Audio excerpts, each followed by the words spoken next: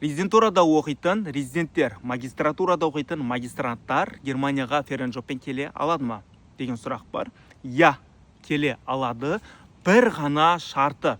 Ең бастысы бітіретін курс болмау керек.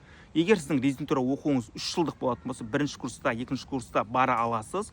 Ал сіздің магистратура 2 жылдық болатын болса, бірінші курста ғана бара аласыз. Имматрикуляцион бешайнигун деген документта мастер деген жерін белгілеп, оқу жылын барлығын көрсетсеңіз, сізге job offer шығады, Германия келесіз. Ондай келіп резидентура уақытында жұмыс істеп кеткен студент емес, резидент магистрлар бар.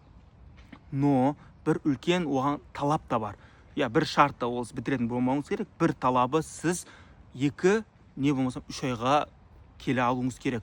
1 ай үшін келіп кетем деген зат болмайды. Келгеннен кейін сіз міндетті түрде көріп, жұмыс істеп қайтуыңыз керек. Не үшін айтуыңыз мүмкін, мен ақшасын бергеннен кейін маған виза алып қалаған уақытында келіп кету мүмкін ғой деп. Бұл жерде тек сіз ғана жұмыс істемейсіз. Бұл жерде сіз жұмыс берушіге де керекті адамсыз. Сіз үшін ол 3 ай план құрады. Так, мынанша 10 студент келеді, 10 студентке осынша 3 ай барысында жұмыс болады деп.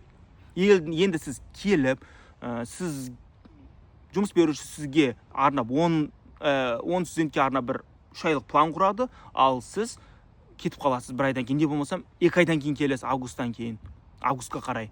Ондай кезде жұмыс берушіге де минус болады. Ол жұмыс берушіге берілген минус бізге деген сенімділікті құртады. Яғни айтады, сендердің майнцель фирмаларың арқылы келген студенттер не кеш келеді, не ерте келеді дейді. Осының арқасында бізге деген сенімділік түсіп қалады. Келесі жыл студенттерге әсерін тигізеді. Сол үшін құрметті студенттер, құрметті резидент, құрметті магистранттар, келуден алдын, документ тапсырудан алдын өздеріңіз біліп алыңыздар.